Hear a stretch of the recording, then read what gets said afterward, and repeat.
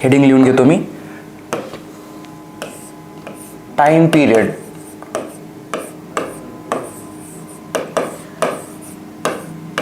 Of revolution.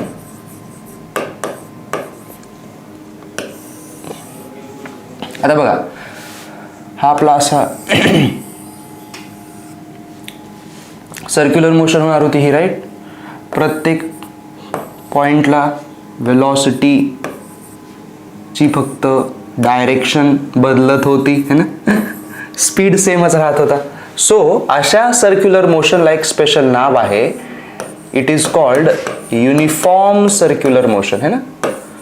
आपल्याला जो circular motion हा चॅप्टर असतो त्यामध्ये युनिफॉर्म सर्क्युलर मोशन म्हणून हे डिस्क्राइब केलं जातं, राईट. या चॅप्टरमध्ये टाइम पिरियडला कसं डिफाईन केलं गेलेलं आहे. टाइम पिरियड हा टीनं दिला जातो. तर टी म्हणजे पूर्ण सर्कम्फरन्स जितका आहे, सर्कम्फरन्स डिवाइड बाय स्पीड म्हणजे distance by speed, right. Circumference आला 2πr, स्पीड आली v. आता r च्या जागी mv/bq लिहावं लागेल, राईट. हे बघा हे v कॅन्सल झालं आणि त्यामुळं टाइम पिरियडचं इक्वेशन आलं 2πm/bq. हे खूपच महत्वाचं इक्वेशन आहे बघा. टाइम पिरियड इज, थोडं खाली लिहितो मी किंवा नेक्स्टच आपण क्रिएट करूयात. हे टाइम पिरियडचं इक्वेशन आलं आपलं, मी परत इथे लिहितोय. Time period is 2πm/bq. Meaning काय, it is T is independent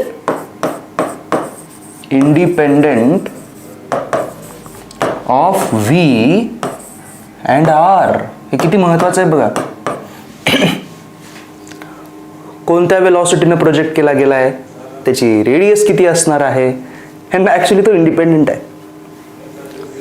फक्त डिपेंड करेल मास आणि चार्ज यांच्या रेशोवरती. याचा अर्थ खूपच साधा सरळ आहे बघा. सपोज करा की असं बी फील्ड होतं आपल्याकडं है ना. या स्क्वेअर रिजन मध्ये आपण एक इलेक्ट्रॉन घेतला होता, समजा हा इलेक्ट्रॉन आहे. ह्याला आपण एक काहीतरी v वेलोसिटी अशी दिली, सॉरी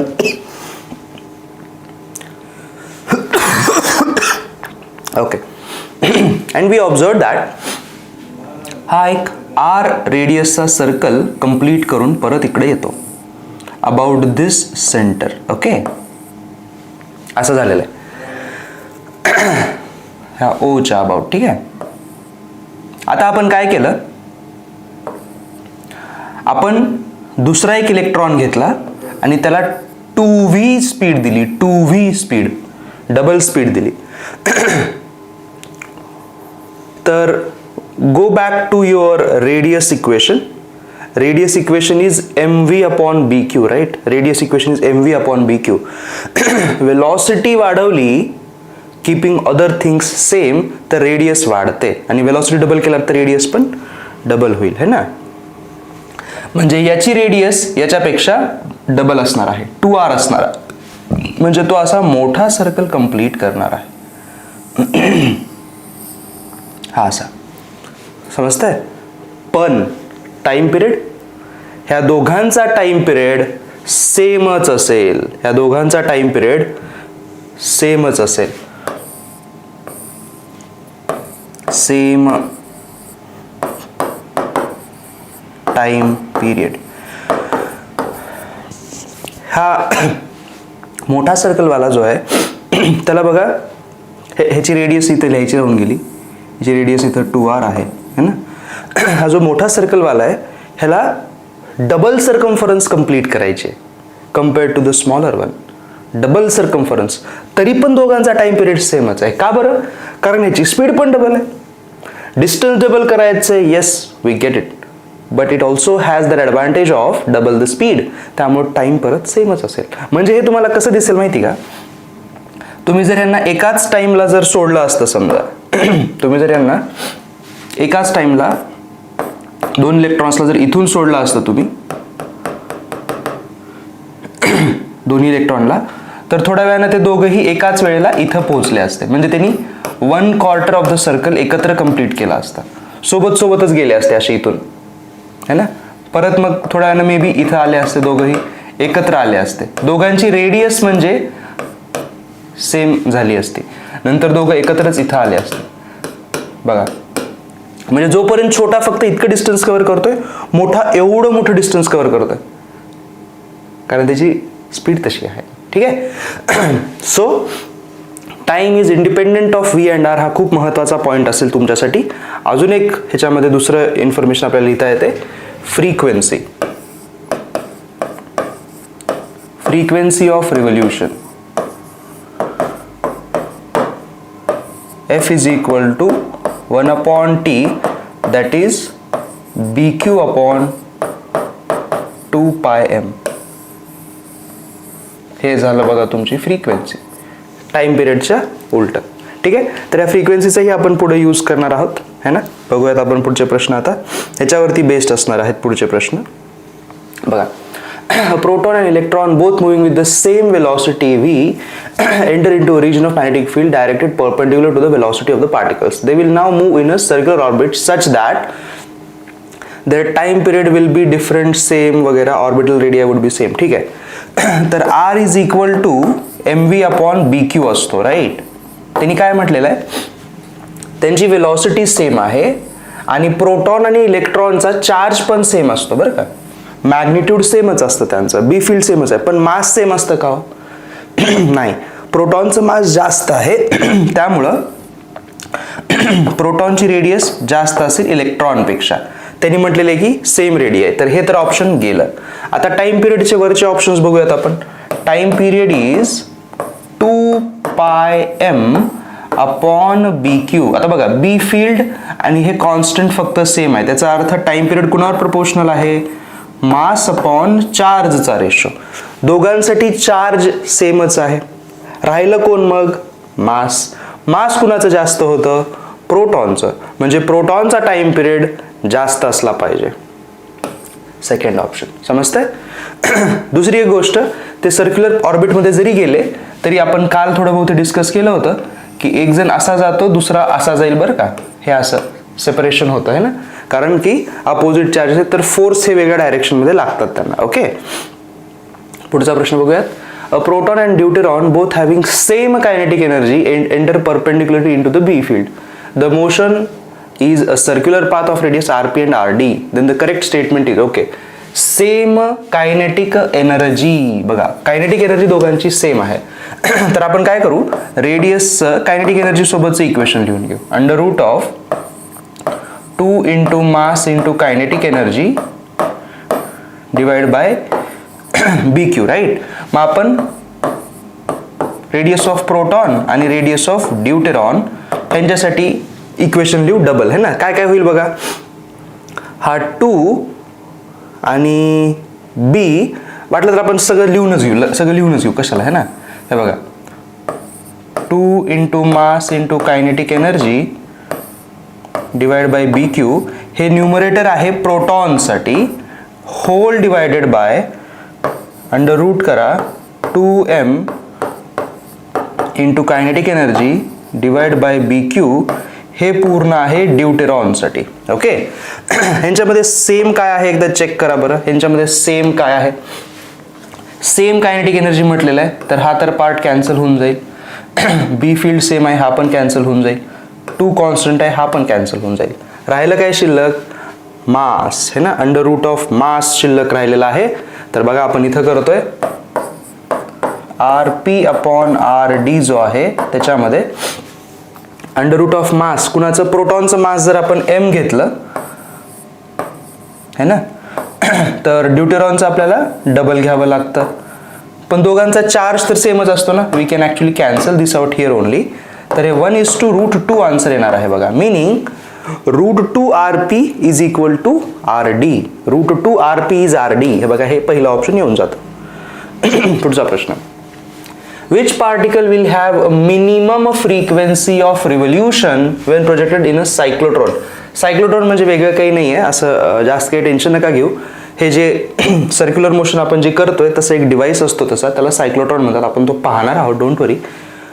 पण त्यांनी आपल्याला फक्त फ्रिक्वेन्सीबद्दल विचारतायत आणि सेम वेलॉसिटी त्यांनी म्हटलेली आहे. पण आपल्याला माहिती आहे फ्रिक्वेन्सी कशावरती डिपेंड करते, तर त्याचा फॉर्म्युला आहे BQ/2πm. तिथं वेलॉसिटीचा काही मिनिंगच नाही आहे. हे बघा, हे तर गोष्टी उडून जातात कारण सगळ्यांसाठी त्या सेम आहेत. म्हणजे फ्रिक्वेन्सी कोणावर डिपेंड करायले, चार्ज बाय मासचा रेशो. त्यांनी काय म्हणले, मिनिमम फ्रिक्वेन्सी मिनिमम पाहिजे, म्हणजे चार्ज बाय मास कमी पाहिजे. मग आपण पहिल्या ऑप्शनसाठी चार्ज बाय मास काढूयात. लिथियम प्लस साठी चार्ज हा E आहे, पण मास किती असतं लिथियम मध्ये? Lithium has 3 it has atomic number of 3 right. So त्याचं मास ॲक्च्युली 6m येऊन जाईल ना, 6 ऑफ प्रोटॉन येऊन जाईल राईट. करेक्ट. सेकंड आहे इलेक्ट्रॉनचं E आहे, पण मास ह्याचं खूपच कमी असतं. तर हे तर ऑप्शन निघून जाईल, मास ह्याचं खूपच कमी असतं, डिनॉमिनेटर खूप छोटा व्हायला आहे त्याचा. प्रोटॉनमध्ये सिम्पली E/m म्हणता येतं, आणि हिलियममध्ये प्लसमध्ये E/4m. तर इथं सगळ्यात मोठा डिनॉमिनेटर हा लिथियम प्लसचा आहे, म्हणजे ही पूर्ण क्वांटिटी सगळ्यात लहान आहे, which we require as minimum frequency. So option A येऊन जाईल आपलं. ठीक आहे, पुढे जाऊयात. ओके, पुढं काय म्हणलेलं आहे, an electron is projected with uniform velocity along the axis of a current carrying long solenoid. Which of the following is true? Okay, बघा, हा सोलेनॉइड आहे तुमचा, सोलेनॉइड आहे. सोलेनॉइड मध्ये त्यांनी करंट वगैरे सोडलेला आहे. तर सोलेनॉइडचं बी फील्ड आपल्याला माहिती आहे अलॉंग द ॲक्सिस असतं त्याच्यामध्ये राईट. आणि तुम्ही याच्याच अलॉंग इलेक्ट्रॉनला सोडलेलं आहे, हे असं सोडलेलं आहे इलेक्ट्रॉनला. तर वेलॉसिटी आणि बी फील्ड हे पॅरलल झाले राईट, हे पॅरलल झाले, म्हणून मॅग्नेटिक फोर्स काय झाला, QVB साइन 0 म्हणजे 0 फोर्स आला त्या इलेक्ट्रॉनवरती फोर्सच लागत नाही, तो आहे तसाच सेम वेलॉसिटीनं पुढे निघून जातो. म्हणतो की मला तुमचा काही संबंध नाही आहे, तुम्ही अशा पद्धतीचं फील्ड का ठेवलात, परपेंडिक्युलर ठेवायचं होतं, मग मला फोर्स लागला असता राईट. सो आपला आन्सर काय येईल, the electron will continue to move with uniform velocity along the axis of the solenoid. Because the force is 0, the acceleration would be 0. समजते? पुढे बघूयात. बघा, a proton is moving along the negative direction of x-axis in a magnetic field directed along the positive direction of y-axis. The proton will be deflected along the negative direction of बघा, velocity काय दिलेली आहे, velocity negative x म्हणजे -i मध्ये velocity आहे, आणि बी field कुठं आहे, बी फील्ड कुठं दिले त्यांनी, magnetic field positive of y म्हणजे +j म्हटलेलं आहे. ओके, आणि हा प्रोटॉन आहे म्हणजे चार्ज याचा पॉझिटिव्ह आहे. मग आपण फोर्स काढूयात ना, F is equal to QV cross B. मग बघा, ईच्या जागी इथं बाहेर एक पॉझिटिव्ह टाकून द्या चार्जच्या जागी, आणि मध्ये V क्रॉस B मध्ये हे टाकून द्या -i क्रॉस J. माहिती आहे कसं करायचं असतं, हा मायनस साईन आपण बाजूला टाकू म्हणजे इथं बाहेर नेगेटिव्ह साईन येईल, आणि मध्ये काय राहील, फक्त I क्रॉस J. आता हे जर तुमच्या लक्षात नसेल तर आपण असं करतो बघा, हे असं क्रॉस प्रोडक्टसाठी. सो तुम्ही जर सायक्लिक मध्ये गेलात, म्हणजे नॉट सायक्लिक, क्लॉकवाईज जर गेलात I क्रॉस J, तर त्याचा क्रॉस येतो पुढचा त्याचा म्हणजे के, पॉझिटिव्ह के.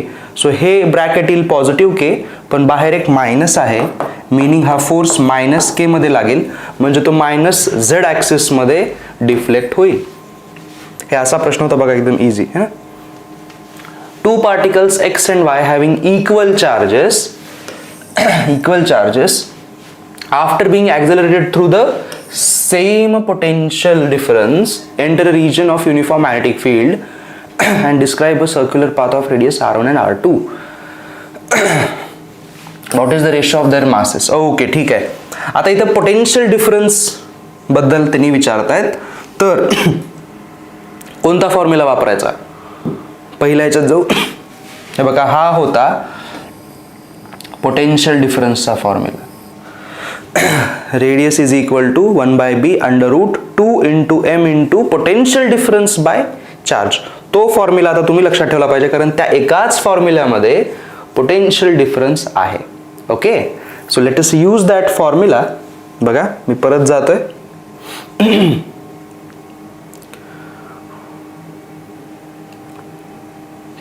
ठीक आहे, इकडे जातोय मी.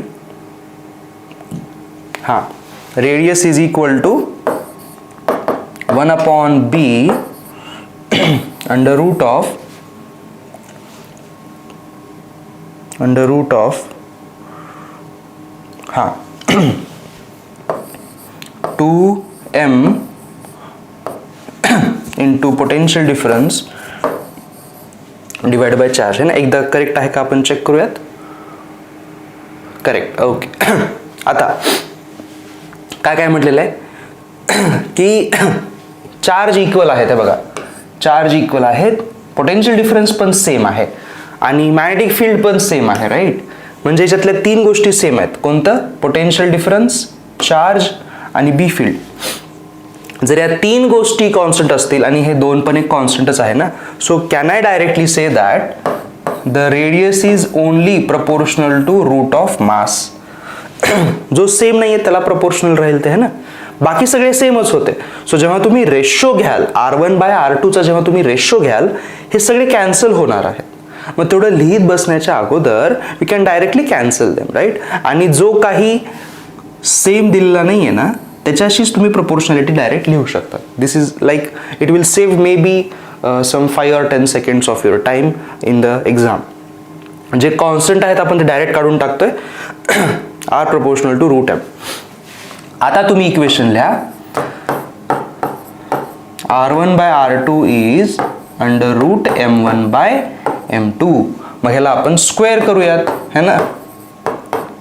r1/r2 hole square is m1/m2. आपल्याला त्यांनी रेशो ऑफ मास विचारलाय ना, तर तो r1/r2 होल स्क्वेअर होऊन जातो. Option C. ओके, बाकी सोपे प्रश्न आहेत, पुढे चलूयात. हा एक बघा प्रश्न. 2 protons are projected simultaneously from a fixed point with the same velocity v into a region where there exists a uniform magnetic field. बघा, दोन्ही प्रोटॉन आहेत, है ना. म्हणजे आपलं रेडियस इक्वेशन काय असतं? mv/bq, right. mv/bq. आणि टाइम पिरियडचं इक्वेशन काय असतं? 2πm/bq. आपल्याला कशाची गरज लागेल माहित नाही, पण दोन्हीही प्रोटॉन दिलेत, म्हणजे त्यांचं m आणि q दोघांचं सेम आहे. m आणि q सेम आहे, म्हणजे टाइम पिरियड तर सेम आला, एवढं कळलं. टाइम पिरियड दोघांचा सेम आहे एवढं कळलं. आणि त्यांनी सेम वेलॉसिटीनं पण टाकलेलं आहे, म्हणजे रेडियस पण सेम आली.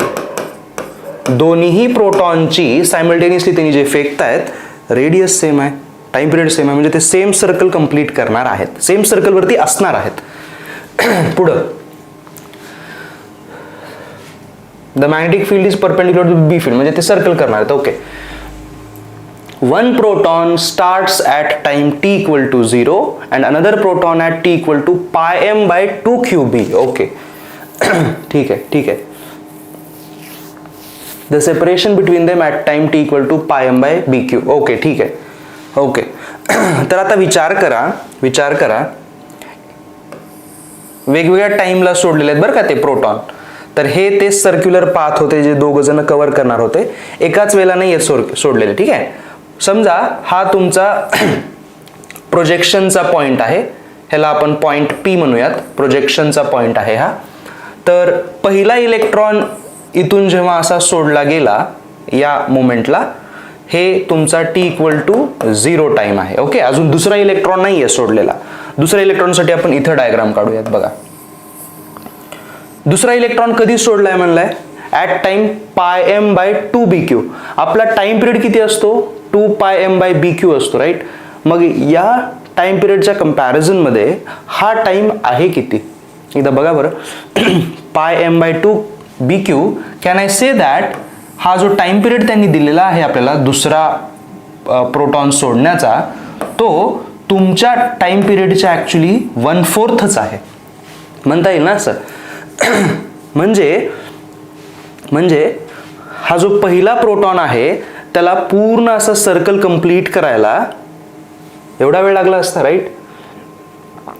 पण ते तेवढा वेळ थांबलेले नाहीये दुसरा प्रोटॉन सोडायला, त्यांनी फक्त त्याच्या टाइम पिरियडच्या 1/4 वेळानंतर दुसरा प्रोटॉन सोडलेला आहे. याचा अर्थ काय, या प्रोटॉननी 1/4 सर्कल कंप्लीट केला असेल, कारण सगळीकडे त्याची स्पीड ही सेमच आहे. समजतंय? म्हणजे काय, तुमचा हा पहिला प्रोटॉन जो आहे तो अगोदर सोडलेला असल्यामुळं तो जेव्हा इथं आला ना, हा पॉइंट Q आहे समजा, हा पहिला प्रोटॉन जेव्हा इथं आला ह्या Q पॉइंटला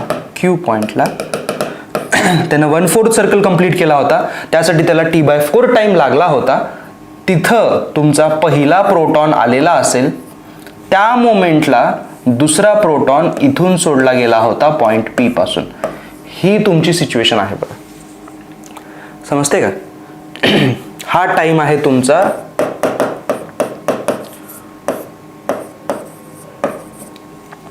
πm/2bq. ओके, हा पॉइंट P आहे. सेम वेलॉसिटीने फेकलेत ते.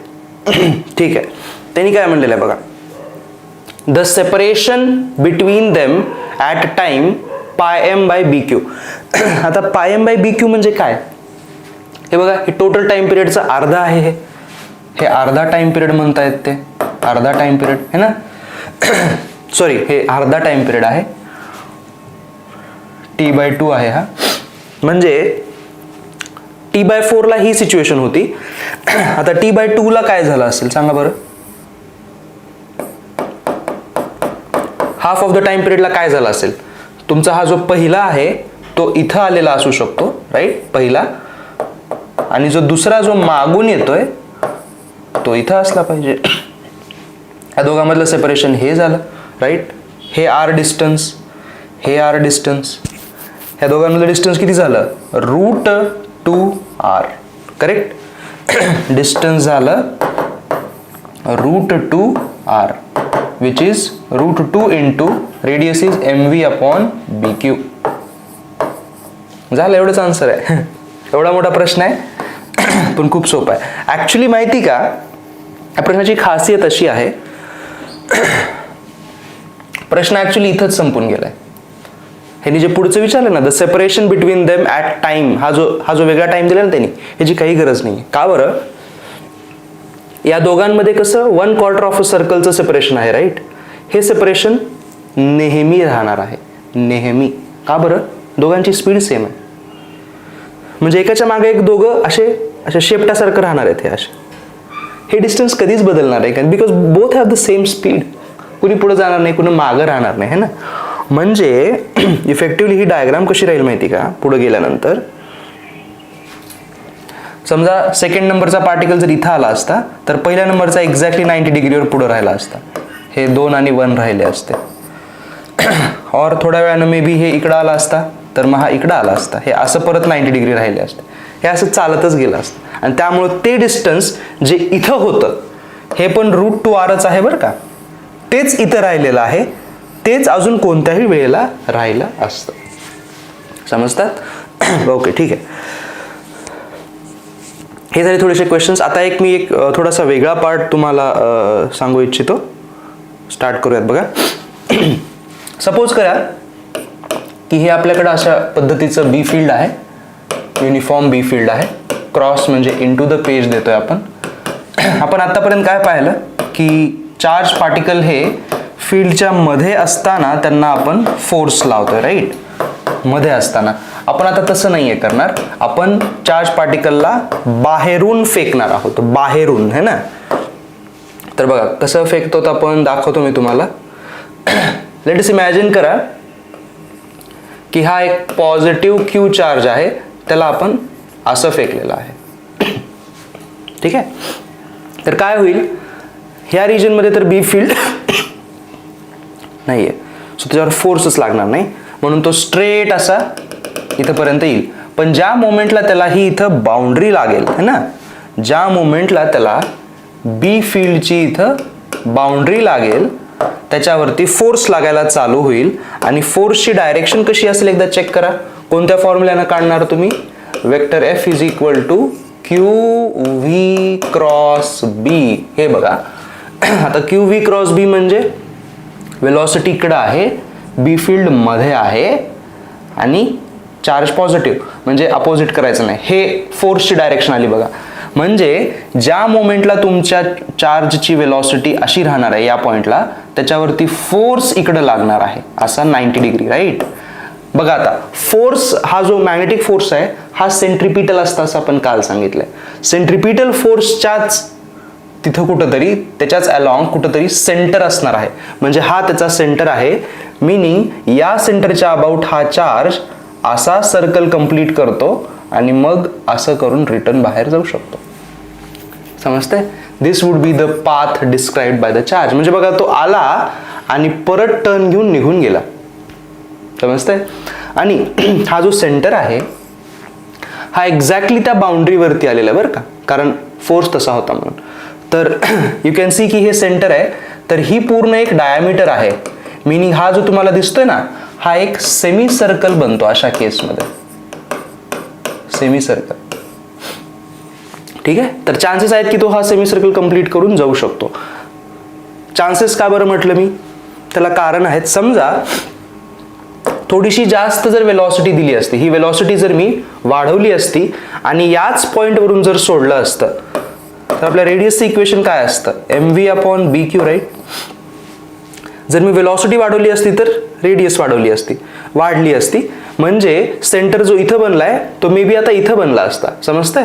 ह्या सेंटरच्या अबाउट यांनी जर सर्कल कंप्लीट केला असता तर तो असा गेला असता, कळतंय का, हे असा, आणि इकडून तो बाहेर गेला असता. समजतंय? एकदा तो मॅग्नेटिक फील्डच्या बाउंड्रीला आला ना तुमचा चार्ज, मॅग्नेटिक फील्डच्या बाउंड्रीला जेव्हा चार्ज येतो ना तिथून पुढं तो स्ट्रेट लाईन मध्येच जातो. ॲक्च्युली हे जे मी काढलेलं आहे आय थिंक हे करेक्ट नाही येणार. थांबा एकच मिनिट, बघा चूक काय झाली असेल माझी. जर मी सेंटर घेतला असेल असा तर आय थिंक हे असं जायला पाहिजे ना. हां ठीक आहे, हे असं मे बी जायला पाहिजे. पण एकदा या बाउंड्रीला तो आला की तो आता कर्व होणार नाही, स्ट्रेट बाहेर निघून जातो. जसं इथे बघा जोपर्यंत फील्डच्या मध्ये आहे तो रेडियस मध्ये जातो, सर्कलच्या कर्व वरती जातो आणि नंतर डायरेक्ट बाहेर निघून जातो.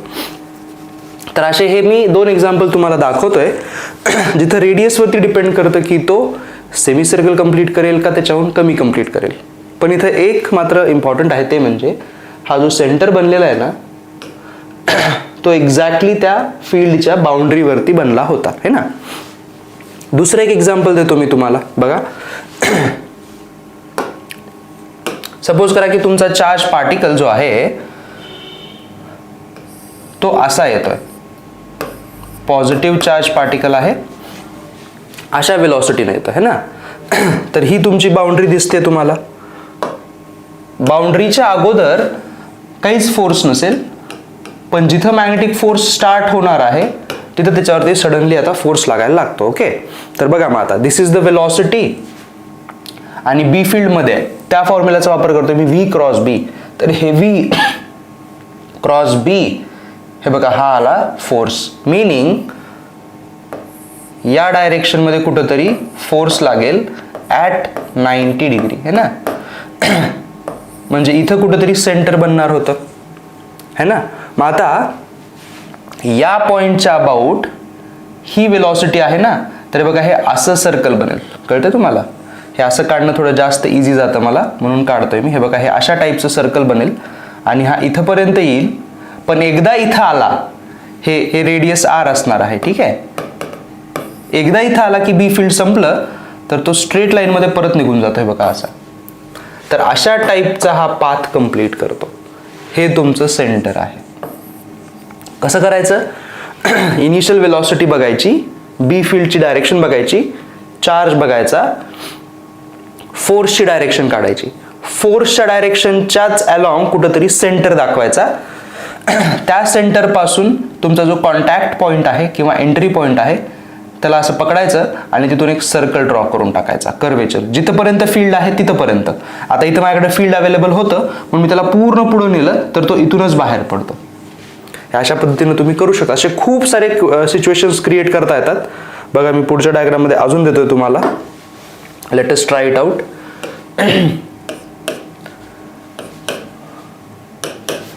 आपण पॉझिटिव्ह चार्जचं घेतलं होतं, आता थोडंसं निगेटिव्ह चार्जचं पण घेऊयात आपण, है ना. बघा क्रॉस बी फील्ड द्यायलोय मी परत एकदा.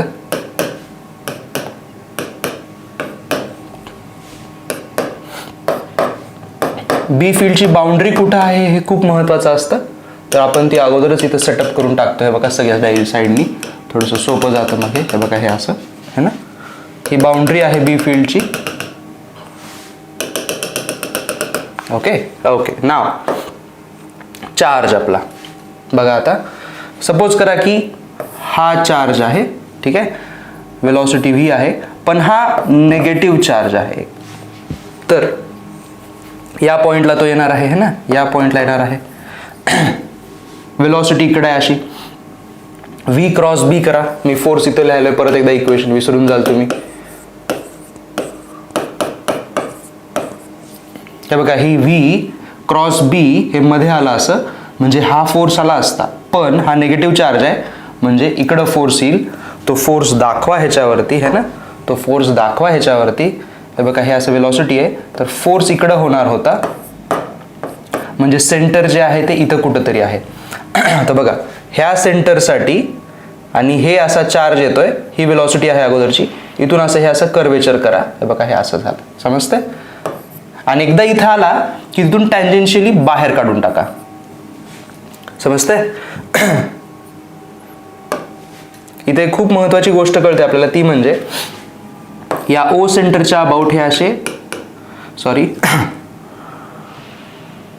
ह्या ओ सेंटरच्या अबाउट हे बघा हे असं. डू यू सी दॅट की हे असं इथं अँगल कव्हर करतोय बघा हे असं थीटा अँगल. कळतंय तुम्हाला. एवढ्याच ड्युरेशनसाठी तुमचा ऑब्जेक्ट हा पार्टिकल हा सर्कलच्या किंवा बी फील्डच्या मध्ये आहे. विचारतात की हे टाइम सांगा. ह्या एंट्री पॉइंटला जर ए नाव दिलं, एक्झिट पॉइंटला जर बी नाव दिलं, तर ए पासून बी पर्यंत जायला त्याला किती वेळ लागला असेल, किंवा तुमचा फील्ड हा तुमचा चार्ज हा फील्डमध्ये किती वेळासाठी होता सांगा म्हणतात. कसं काढायचं तर बघा आपण इथं नॉर्मल कॅल्क्युलेशन करू शकतो. 360 डिग्री किंवा 2 पाय रेडियन कव्हर करायला 2 pi M by B Q वेळ लागतो. तर थीटा अँगल कव्हर करायला मे बी टी वेळ लागतो.